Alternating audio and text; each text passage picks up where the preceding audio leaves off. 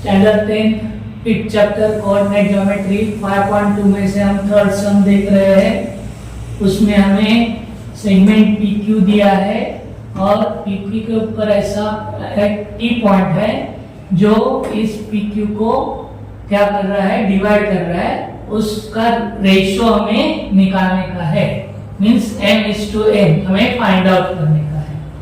तो हमें जो दिया है P का कोऑर्डिनेट्स है -3 10, Q का कोऑर्डिनेट है 6 -8, T का कोऑर्डिनेट है -1 6। मींस ये है x का वैल्यू और ये है y का वैल्यू। जो दिया है वो लिख के लेंगे। Given x1 is equal to -3, y1 is equal to 10, x2 is equal to 6, y2 is equal to -8, x1 is equal to -1, x is equal to -1, y is equal to 6।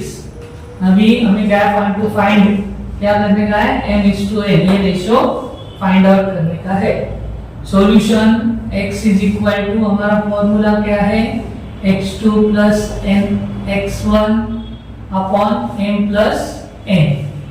तो x का value है -1 is equal to m का value दिया नहीं है तो m into x2 का value है 6 into 6 plus n into x1 का वैल्यू है -1 अपॉन m प्लस n।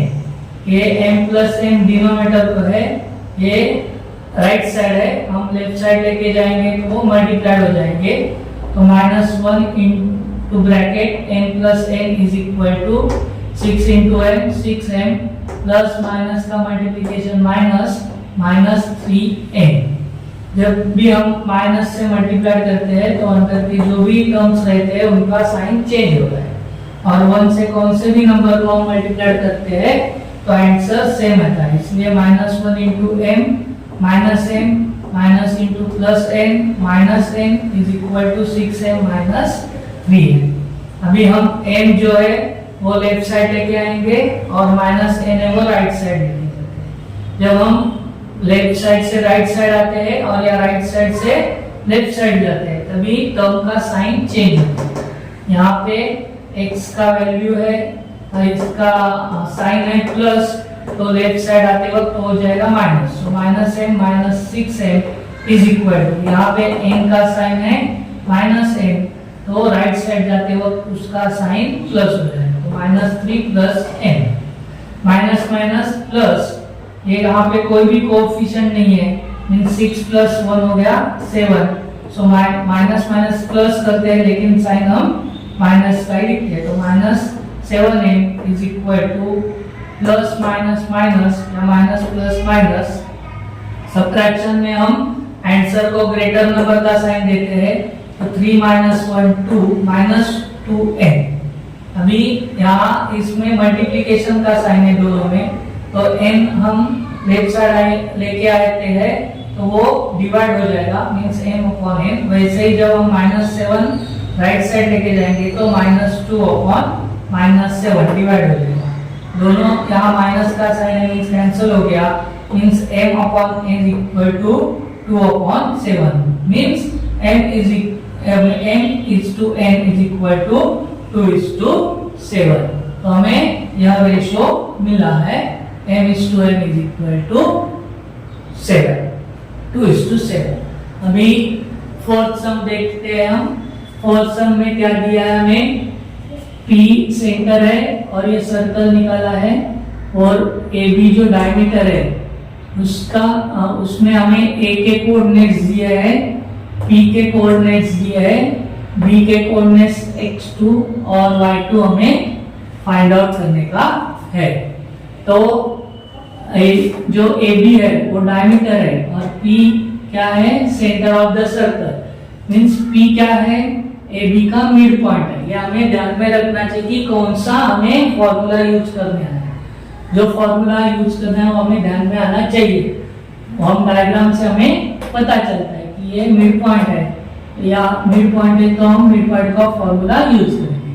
अभी जो दिया है पहले लिख के लेने का है, x1 is equal to 2, y1 is equal to -3, x is equal to -2, y is equal to 0, x2 और y2 हमें फाइंड आउट करने का है।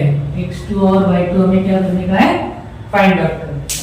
Solution x is equal to midpoint का फॉर्मूला है x1 प्लस x2 अपॉन 2। तो x का value कितना है? -2 इज इक्वल टू x1 का वैल्यू है 2 प्लस x2, अभी अपॉन 2, ये डिनोमिनेटर है, राइट लेफ्ट साइड लेके जाएंगे तो डिनोमिनेटर को होगा multiply, so -2 into 2 is equal to 2 plus x2, 2 2 जा 4, प्लस माइनस का मल्टीप्लिकेशन माइनस, तो -4 is equal to 2 plus x2।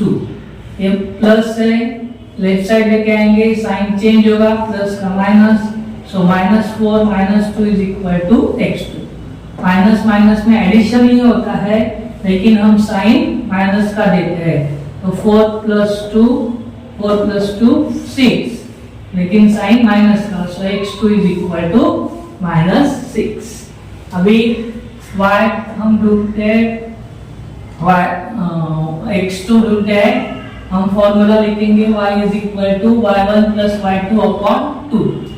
y का वैल्यू दिया है 0, y1 का वैल्यू दिया है -3 प्लस y2 अपॉन 2 डिनोमिनेटर है, यहाँ पे आके मल्टीप्लाई होगा, 0 into 2 is equal to -3 plus y2।